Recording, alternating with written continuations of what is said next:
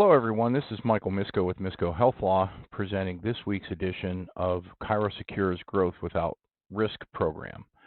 This week, we're going to talk about what I've seen as what I'll call an evolution of chiropractic billing and how the risks have changed over the years.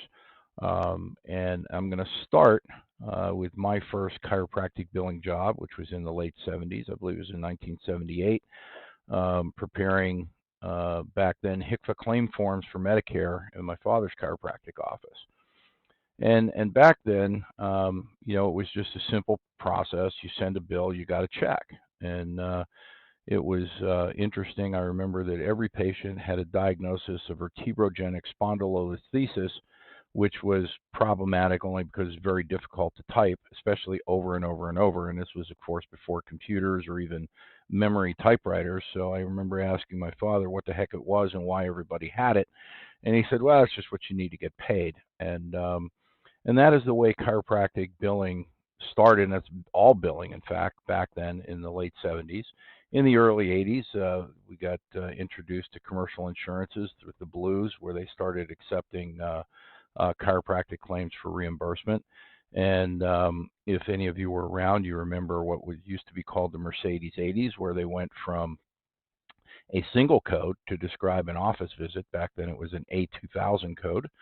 And then they got into procedural billing with changes in CPT, where there were individual codes for each individual service, and that led to enormous amounts of billing and reimbursement.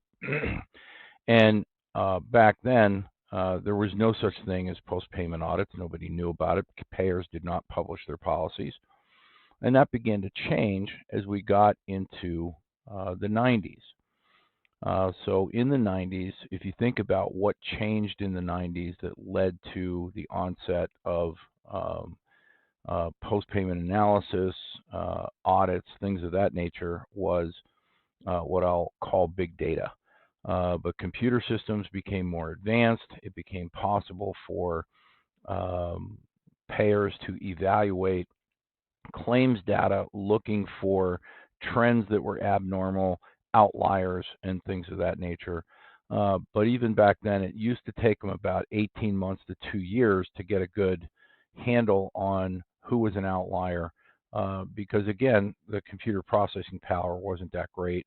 Writing the logic was very difficult, and it took an enormous effort to do that kind of work. So we started to see post-payment audits in the 90s, about the time I got into consulting.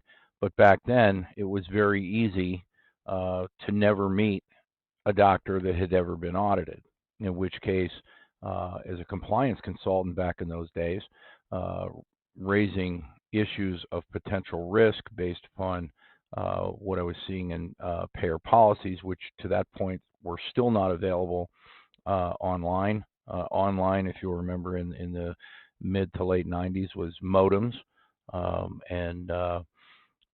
So it was difficult to find these policies. Usually I obtained them through the assistance of a healthcare attorney I worked with at the time, and we would get them through discovery from payers, and I had a collection of these things.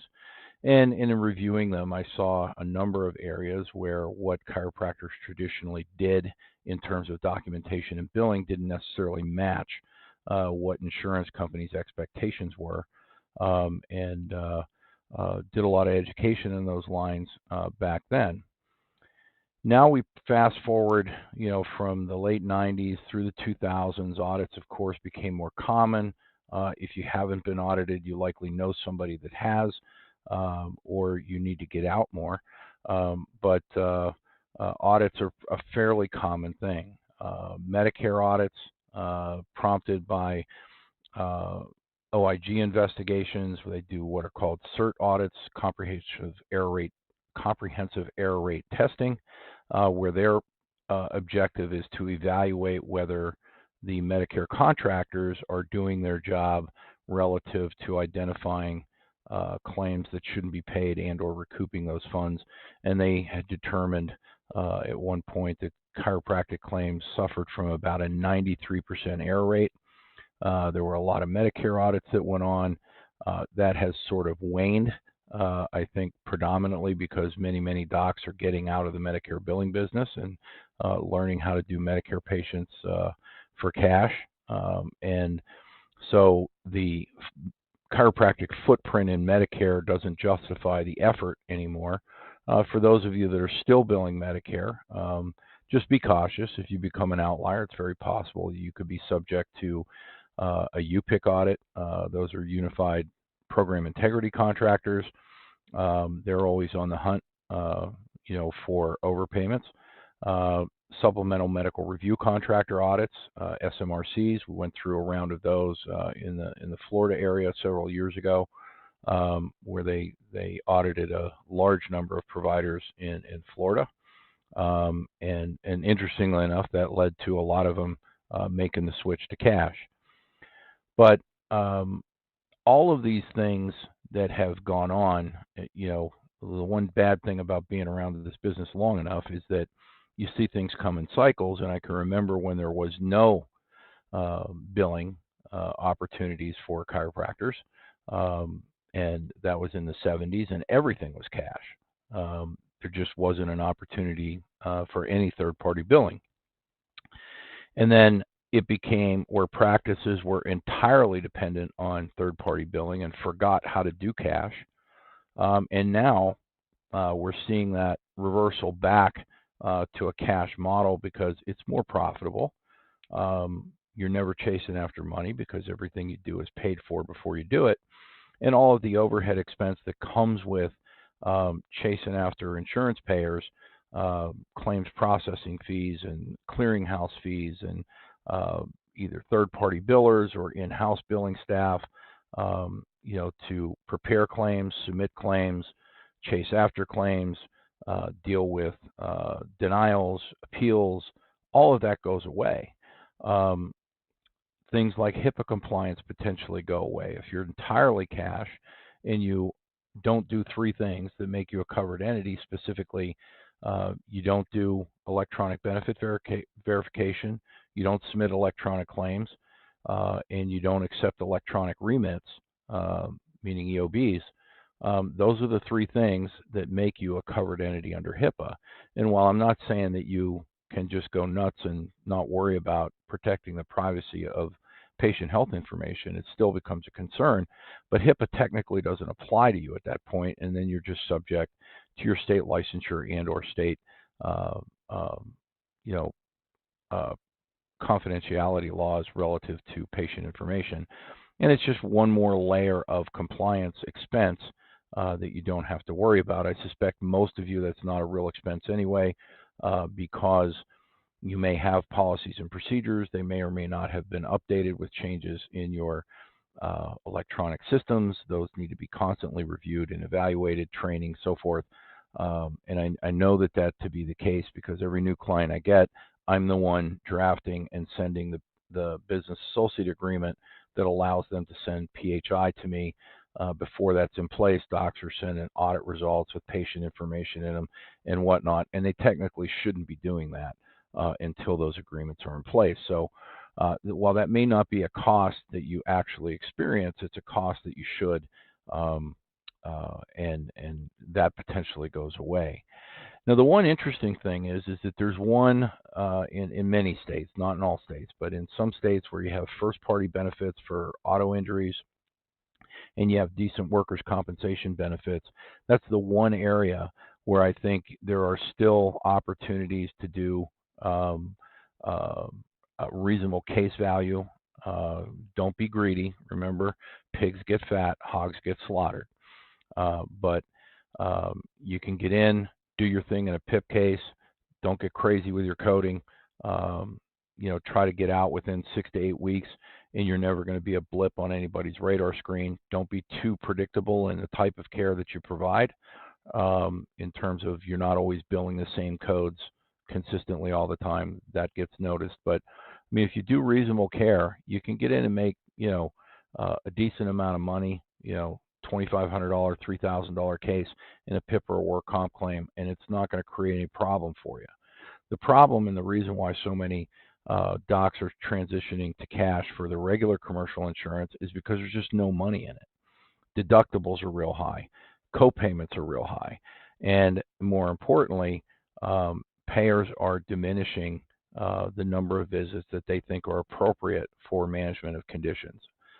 If you get too robust in your plans of care, you're certainly going to get audited, and you'll be likely given some or most of that money back. So that's what makes dealing with with insurance so difficult, because while it is possible to comply with all their rules, it requires a lot of effort, a lot of documentation, and unfortunately, I have yet to find an EMR system that is capable of producing the kind of documentation that insurance companies are looking for. I could show you what it looks like, but it's very difficult and time-consuming to prepare, in which case, when you consider the value of what you're getting from the insurance company, considering the cost share obligations of the patients, which you can't waive, that's generally illegal except in limited circumstances, such as a documented objective financial hardship. So, the insurance business isn't what it used to be, and docs are finally usually in response to an audit, and they never want to go through that again when they start to realize the risk, and that the money that they thought they made, they really didn't make, in which case when they evaluate profitability long term, in terms of what it costs to do that care, bill that care, collect that care, deal with a post-payment case, pay money back, you're working for a pittance at that point. And then if you did, you were uber compliant and following all the rules, you're spending more time doing records than you are treating patients. Your time is better spent and more profitably spent with treating patients. So in this evolution, I don't necessarily think that the reversion to cash model of care is necessarily bad. I think it frees a lot of practices. Most of the docs that have worked with it have done this conversion, are ecstatic, wish they'd have done it years ago. And I'm not saying it's necessarily right for you, but you do need to evaluate what you're doing. And I'll tell you a quick story about a recent client that is in a pickle, is staring at a large six-figure refund demand, let's say a mid-six-figure refund demand. And the reason is they were making great money off of insurance. And the problem is that the way they were doing it, there were too many services per visit. A lot of the services that they were doing weren't necessarily justified based upon what they were actually doing. A number of documentation problems. They had a relatively high volume, which means they were generating a lot of cash, and they were riding a horse that was just not sustainable. And finally, the payer did an audit, and euphemistically, that horse bucked them off. And the hard part is explaining to the doc that that's a horse that you're never going to get to ride again. You're never going to see that kind of money again, because that kind of money wasn't real, especially given that you have to give it all back. So all the effort and expense that it took to generate those big gross dollars, your net on that, even had it not been for the audit, seemed like it was okay.